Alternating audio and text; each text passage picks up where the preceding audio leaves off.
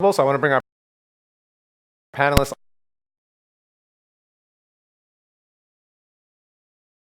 on.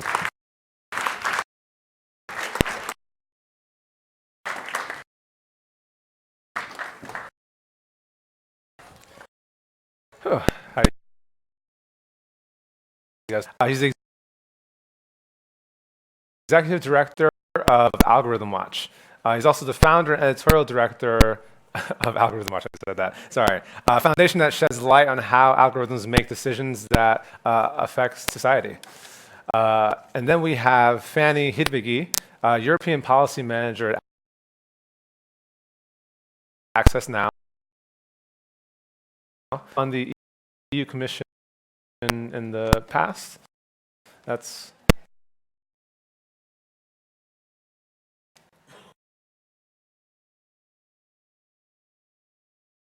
Dawson. Philip Dawson leads public policy at the European think tank DataEthics.eu, and you're a member of the European Commission's high lead expert group on AI, same as Fanny, yeah. So let's talk off by asking you guys, tech generally makes things better.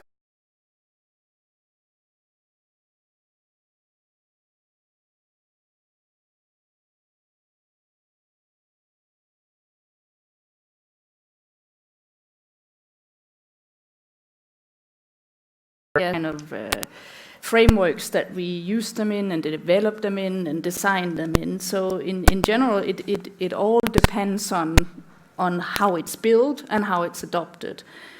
And that's how we have to think of AI as well, not as this new emergent thing that changes everything and disrupts everything, but it has to build into existing legal frameworks.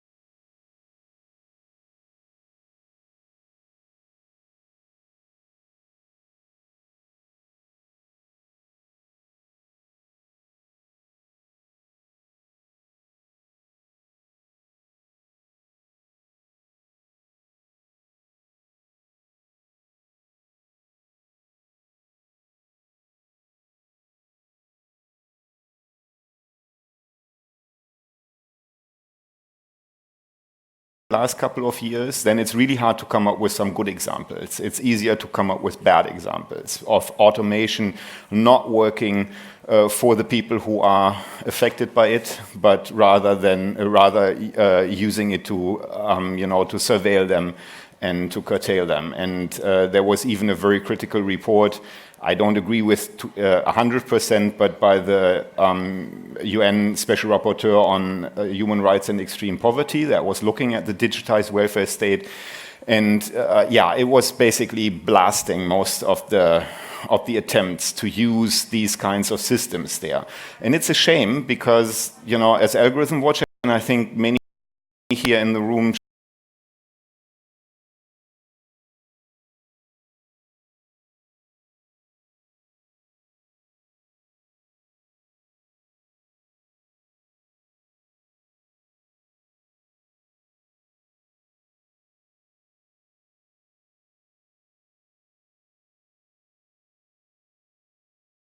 this is why we need to keep a very, very keen eye on how they're used. I would simply call human rights violations. They are not just simply challenges, and they are already existing, while the benefits is still a bit more blurry. So I think we already have to recognize the failures and try to correct that, and not just think about future options. Got it.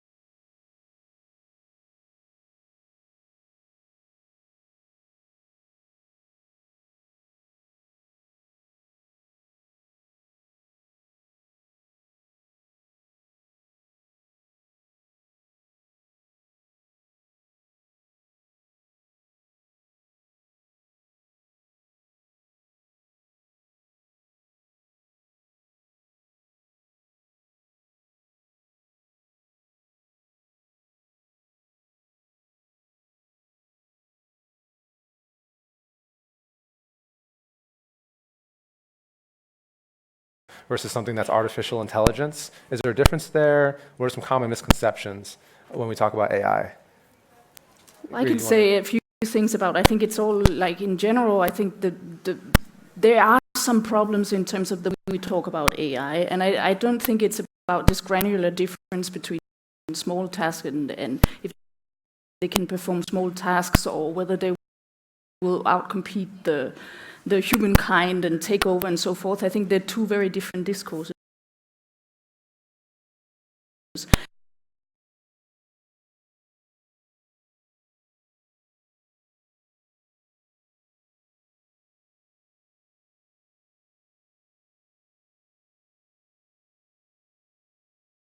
Like we can't control, we can't govern, we don't know what to do with these systems because either they're a scientific business adventure, so please butt out of it, don't start hindering innovation, or they're a way of we can't control it because it's already too late. I would think that, you know, if we have to talk about how to define AI, for example, let's think of it as, for example, from my perspective, from data ethics perspective, it's very complex data processing, and it's very, very large systems of complex data processing. And what are the ethical implications of that? We have things in terms of mass citizen scoring that we see in some contexts. We see predictive systems.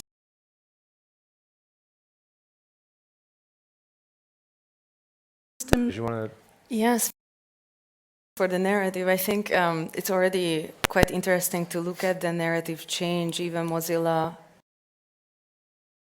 applied in the thinking from the better decision opposed to the trustworthy AI, which is the term coined by the European Union's ethics guideline, and what that means. And it has three pillars of being legal, ethical, and robust. But at the moment is more what we see is that it's a marketing term, and I hope that this community can turn it into something more than that. Just on that narrative setting, for me, what's very interesting, I looked at my emails. When was the first time in a work setting we started talking about artificial intelligence internally on the team, beyond just sharing some newsletters? And it was mid-2016. Talking about the formation in the fall of the partnership on AI by Google, Facebook, IBM, Amazon, and Microsoft. And I think it still is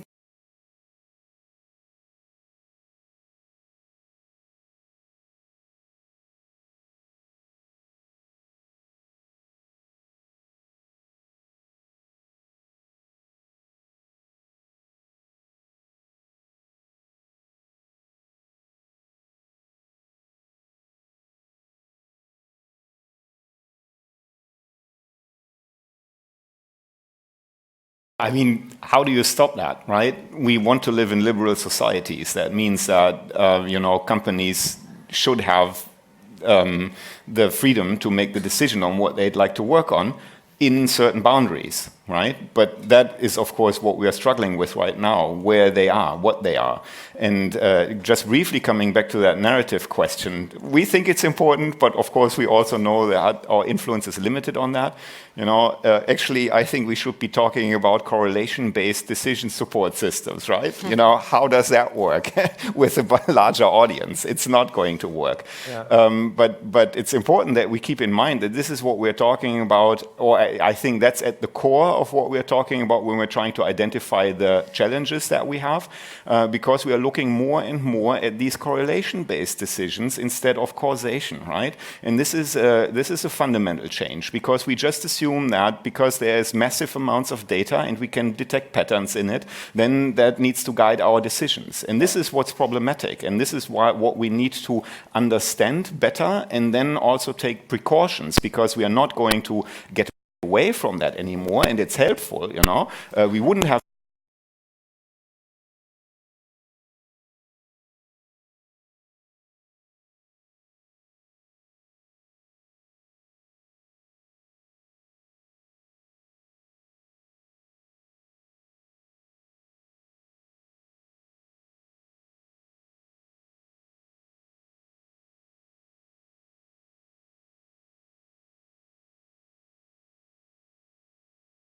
that. If we weren't end all of, people's rights, then we need to understand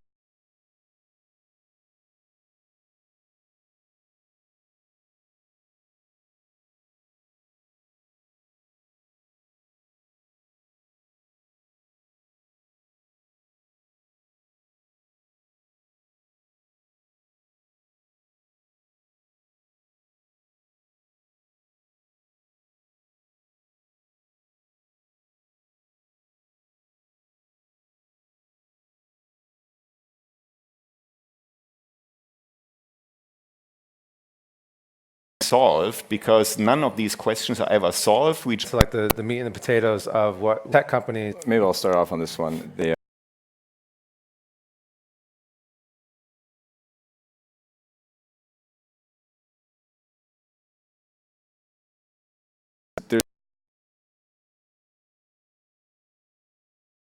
alone to be able to govern AI on their own, and people have a much higher, society has a much higher expectation for corporate accountability when it comes to the deployment of artificial intelligence systems.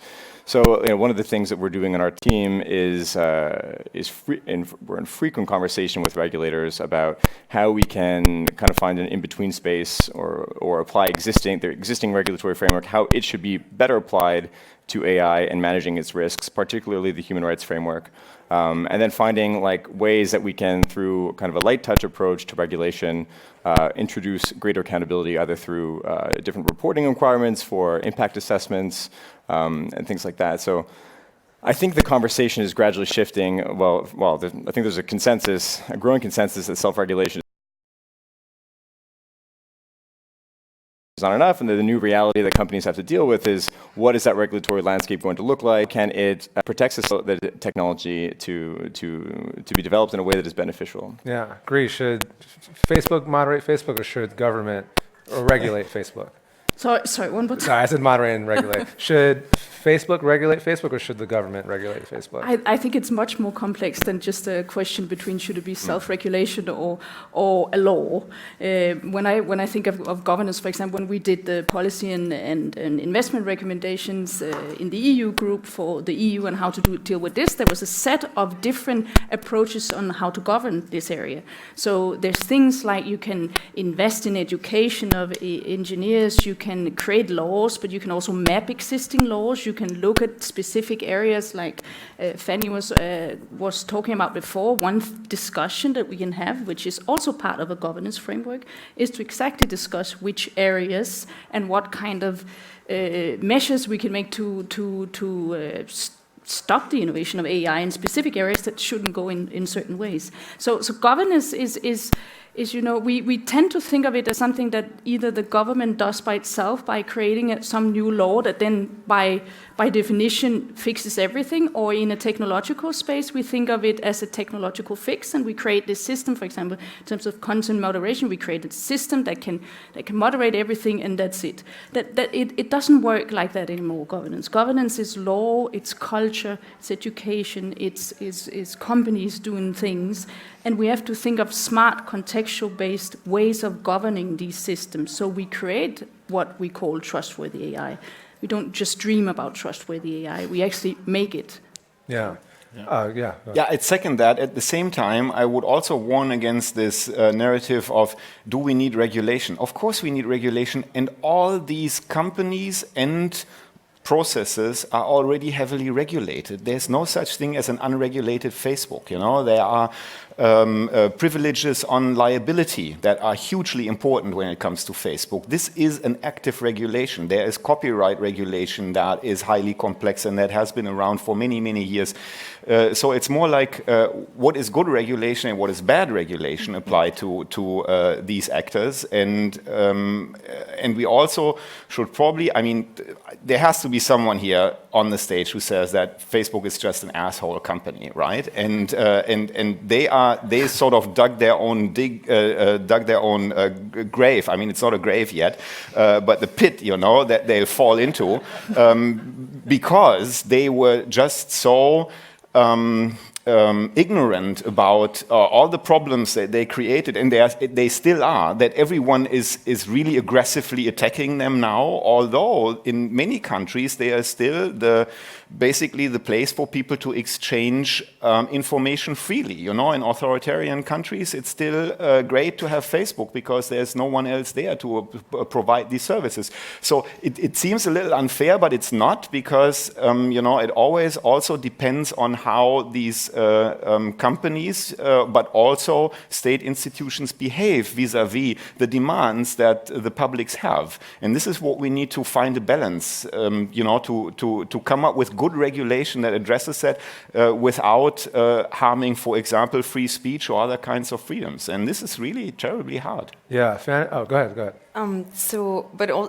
For me, this is a power question. We can talk more details about the whole content moderation question. Just to bring it back a little bit closer, you mentioned the autocratic countries as well. For me, the specificities of this specific decision-making processes make it interesting to see that these governments implement decisions with different technologies. And is there anything around AI that makes it specifically dangerous or risky, that creates different thresholds that we need to put in place? And for instance, just to go back to the Facebook example, they just announced that they would still allow government propaganda as they have for the past decade or so. So it's not just around the technology they use, but absolutely the policies. It never is, yeah. Yeah, here's a question I have. I mean, I've seen, you know, we've all seen the European Union fine Google and fine Facebook billions of dollars. But you know, these companies make billions of dollars in just a few months. How do you go about, you know, actually punishing these companies in a way they actually feel it? Well, I think first, Telling silence, yeah. I don't know the answer, you know, like.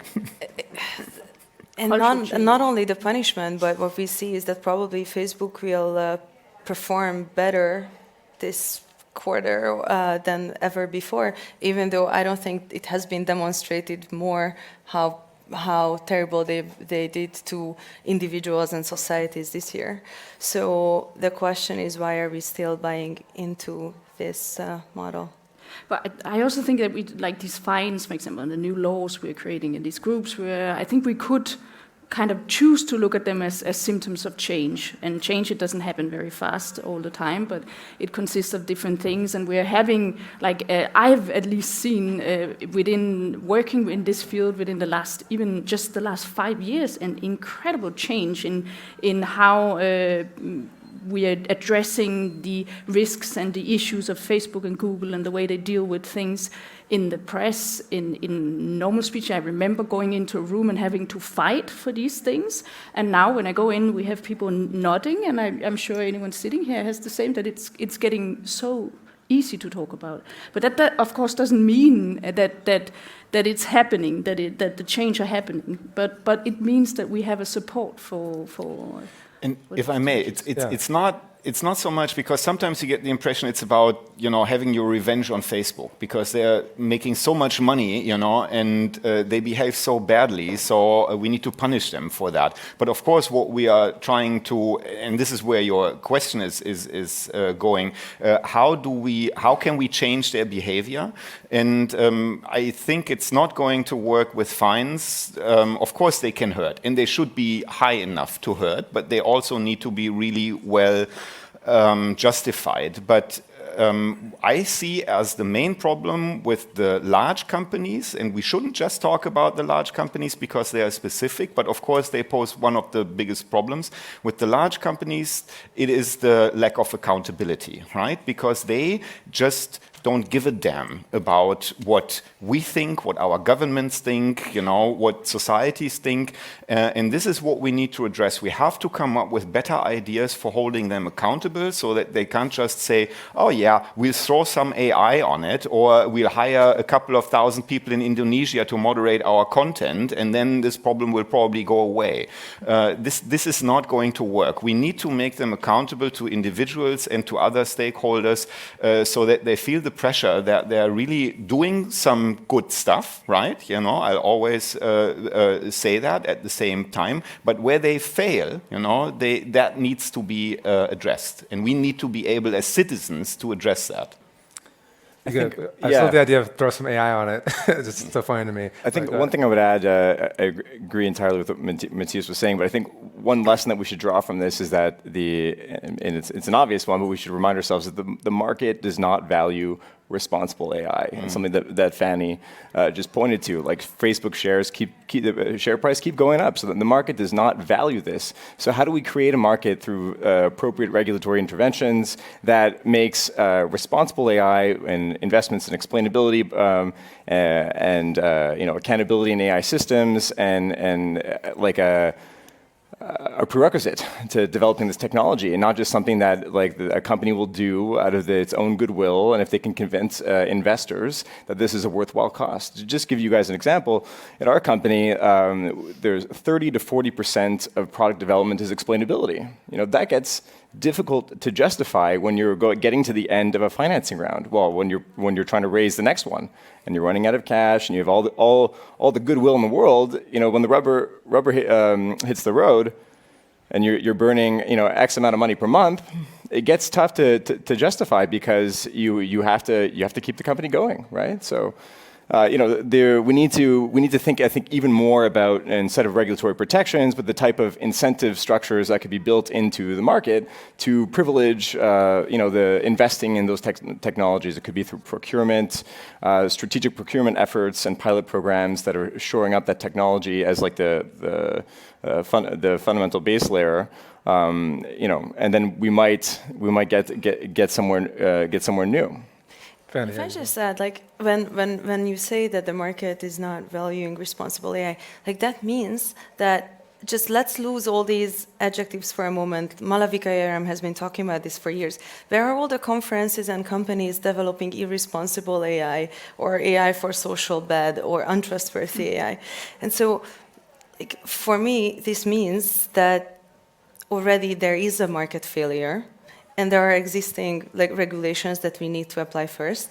And to go back to your point about the complex information processing, if in 1955 they would have chosen this complex information processing to describe this method instead of artificial intelligence to get more funding, would it be more appealing to lawmakers to sit in front of a blanket paper and write a law on it? I doubt it. I think we should look at the impacts on individuals and societies and first enforce and also find the gaps and regulate that area, not the technology. Yeah, you were talking before about companies, and it reminded me of something that Matthias, you were talking with the panelists about, and I was eavesdropping, where you're saying, you need a license to practice medicine, you need a license to drive a car, but anyone could just make AI. Should we have licenses to AI? Do you think that would help?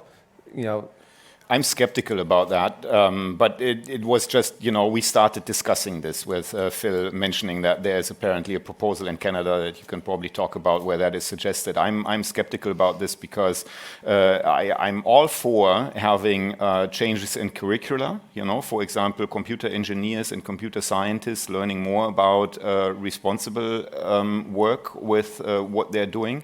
That would apply to biologists, and it does apply to biologists, to people who work with genetic engineering and so on and so forth. It's not working there either, by the way. My wife studied biology. She didn't have one ethics class in her entire program. So that is hard to address. I don't know whether we should use this licensing idea to probably increase the pressure or something. It's the first time I start thinking about this. I would talk about a little more about standardization, but probably we finish that licensing idea first. Yeah. Well, I know that you guys mentioned you want to get more time than usual for Q&A. So think of questions now. But the last question I'll ask you, Gry, and anyone can answer. You were talking before about all the kind of headlines we're seeing about all the problems being addressed with social media companies. Do you feel like there might be a placebo effect where if you're not a Mozilla MozFest audience member, just a regular person seeing the headlines of Facebook did this and this is what the government, Zuckerberg as a congressional hearing, do you think there might be a placebo effect where it's like, oh, the problems are being solved, let me go back to using Facebook?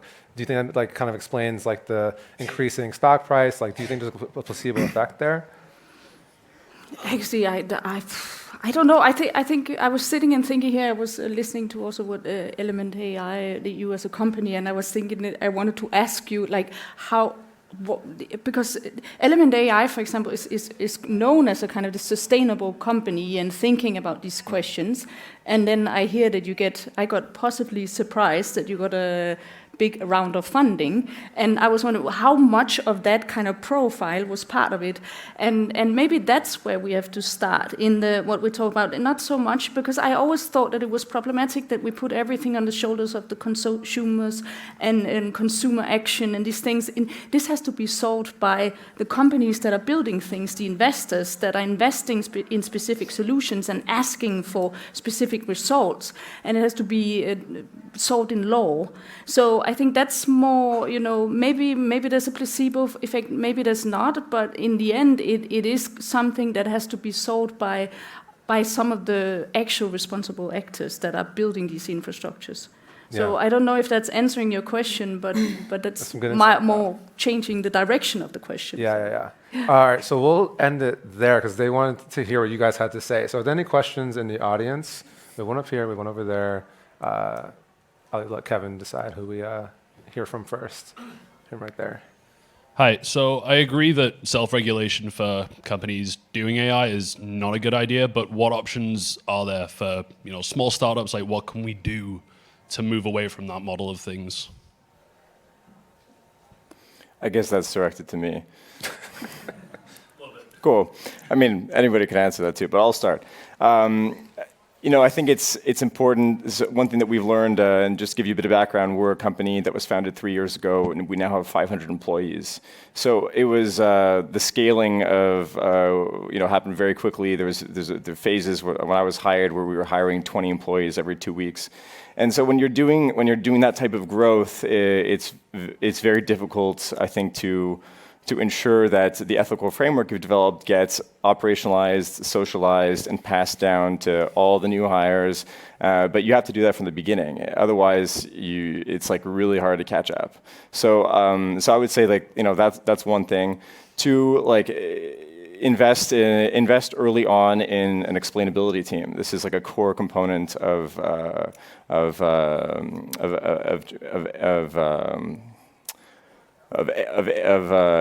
I'm looking for a word, but of AI that can be that is lawful and that can be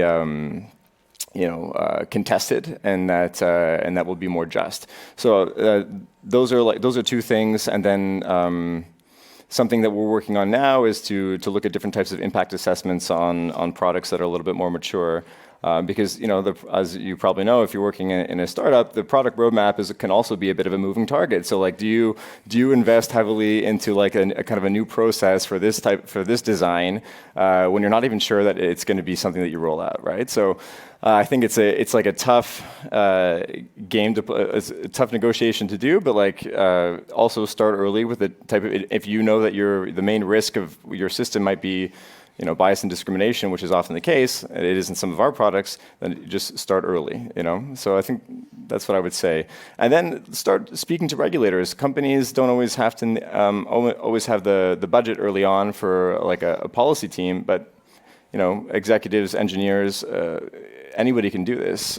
Have regular conversations with your regulators, and to get to know the regulatory framework in which you're situated, and help them get to know what type of technology you're building and what some of those risks are, and then you can come to an appropriate set of policy options that can allow your company to grow and hopefully in a way that protects people. Fanny, you want to add on to that? Yeah, I also have one suggestion. I think for startups, it's probably quite upsetting to see how law and all the policy conversations are targeted at these main actors, especially if you come with a genuine purpose of why your company exists. And so what I would recommend, we are trying to create a common language and narrative around automated decision making, and we call it this myth-busting exercise that Mozilla and Daniel Lufer, our fellow, is working on, hosted at Access now. And we are looking for contributors who help us create truth and demystifying all this bullshit around it. And so, because it matters to you what the tech can achieve, but also the limitations, like both the skills and the limitations. So if you're interested, then talk to us. No, Okay. Next question up here. Hi, I have two remarks and one question. So first remark, the first transatlantic boats or ships didn't have live boats on them. The first cars came without seat belts, and people were flying out of windows when they were in an accident. What I'm saying is that industry was, throughout history, very bad at effective self-regulating something that was obvious from the beginning. So here's my question. How do we make this whole process of regulation and self-regulation and whatever lies in between move away from this spectacle of here's 5 people on stage, we're going to save the world in 1 hour and then we're going to go for a beer, to the place where we go, okay, you do this, I'll do this, I'll do this, and you do this, and in the end, hopefully, every ship will have a lifeboat and every car will have a seatbelt. We're actually going to save the world in 40 minutes, but you can take that. Yeah, that's really unfair. I think I thought we'd come up with a solution for it. But seriously, yeah, of course you're right, and this is also, I think, the 4 of us agree on that. That everyone has to work on different parts of this problem. And even saying this problem is a problem, because we're not looking at one problem with one solution, but we're looking at a ton of different challenges that need to be solved. And one of the ideas is that, for example, like in the car industry and in other industries, there can be better standardization that then at the same time means that people in companies know better what to do, how to develop their stuff for it to be, for example, more transparent and allow for better accountability and explainability. And then the regulator can, for example, decide to give some liability privileges, because if you apply these standards, then if something goes wrong, you can at least prove that you've used the state-of-the-art testing and whatever it is. And I also think that it will take a long time to come up with all of this. And again, it's never done. In Germany, I don't know the numbers in other countries, but in Germany, we still have 3,000 fatalities each year on the roads, right? That is a very high price we accept for mobility, right? But it has been much higher before, and everyone is still working on this. It's in the end, it's about society coming to sort of a conclusion on what we are willing to accept. Gry, you want to jump in? Yeah, I mean, I was just thinking about mentioning the cars and everything, and if we think of the history of cars and pollution and all these things, then we can think back in the 1950s where cars were polluting a lot, and we were building there were these gigantic American cars going around, for example, which was the most popular cars. Then we get the 1970, there's the Clean Air Act, regulatory approach. Then you get scientists that are tracing pollution back to cars, and then everything evolves with every group has their own expertise that they work together with on one goal. The next goal is, of course, if we could get electric cars. But it's more to say that every stage and every actor has their own expertise that we somehow have to. That's what I'm hoping that we can kind of do in these kind of forums. This is an awareness raising exercise, and hopefully whatever this exercise gets into, it will feed into these processes of regulatory frameworks, of engineering, of scientists that are looking into the problems and the risks of AI, and then in the end we'll probably be somewhere where, for example, we have a scandal like the Volkswagen scandal, where you have engineers that are actually prosecuting for building cheat devices for cars that are polluting too much. So I think this is something we can learn from history. Yeah. And Fanny, you want to? Yeah. Yes, I have a few concrete suggestions how to not how to save the world, but how to solve some of these problems. So first of all, I am a human rights lawyer, so if I don't don't believe in saving the world, then who will? And I hope you join me in this. But so the concrete topic, there are very basic areas where even though we still believe in the European values and fundamental rights frameworks and the enforcement of it, but still there are failures already. So there are two areas. We can talk about AI as much as we want, but as long as we don't have proper basic online protections for privacy, for instance, then what are we even talking about here? Let's not let the European Union get away with not concluding the e-privacy reform. That's one. And the other one, the EU, there are EU-based companies that are manufacturing technology that is being sold outside the European Union, and it's used to kill, to surveil journalists, human rights defenders, political opponents. So surveillance export control is another very concrete topic where we can all get better results in order for any AI-related regulation to be effective and meaningful. Great, and Philip, you want to chime in? Yeah, thanks. I want to make 2 points. I think in response to the question, which may not be super satisfying, but I think, like Matthias said, it's an ongoing effort. It's gonna be you chip away at it progressively with a group of people, maybe even people here today. But last week, Fanny and I were at a conference that Element AI organized with Mozilla to do kind of just that. We got together 15 different people from 15 different organizations across stakeholder groups, and we spent 2.5 days together trying to hash out what a regulatory framework for AI could look like, or a governance framework, whatever you want to call it, from shoring up expertise on AI and its risks within different government departments so that they're able to more meaningfully apply their legislation, give it with giving regard to AI's risks, or to have different reporting mechanisms. So I think it's gonna happen progressively. I think we've seen that not a lot across the world, not a lot of attention has been placed on this in at least the national AI strategies, but that's something that we have to do more work on, and it's going to happen progressively. On that note, I'd like to just highlight. We talk about cars, but I often think about the aviation system as as an example of a space that has been highly innovative, has become progressively more safe over time. There's still a lot of issues related to pollution, but even that I think will be changing in the next generation. But it's an extremely sophisticated and onerous regulatory infrastructure, from standardization to certification schemes to oversight, continuous monitoring. It didn't happen overnight. It took about 80 years, but it served as a good model for something like complex drone operations, and they borrowed bits and pieces from it in kind of a weak licensing process to provide some oversight and also bring those operations along to a place where they'll be subject to the more rigorous ambit of the regulatory framework. So I think we've done this before in other industries. We can do it with AI. We're starting at the very beginning. And then another thing I'll say, and I realize we're almost running out of time, but no, we're not. We're about to enter the regular Q&A. So yeah. Okay, cool. Yeah. Is we have to think about new ways of doing data governance.